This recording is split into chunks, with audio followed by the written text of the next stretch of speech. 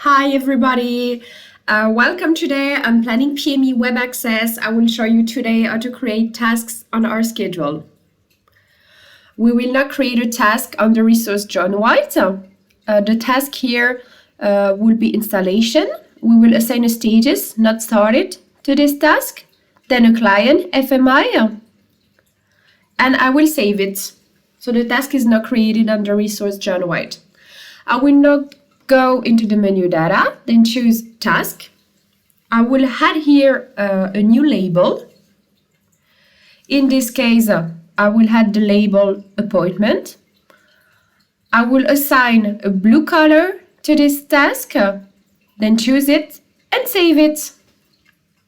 I will now go back on the schedule. I will create again a task on the resource John White. So here the appointment task. Also assign a status pending to this task. Also assign a client here, target skills, and I will save it. So thanks a lot for your attention today and see you soon for new videos.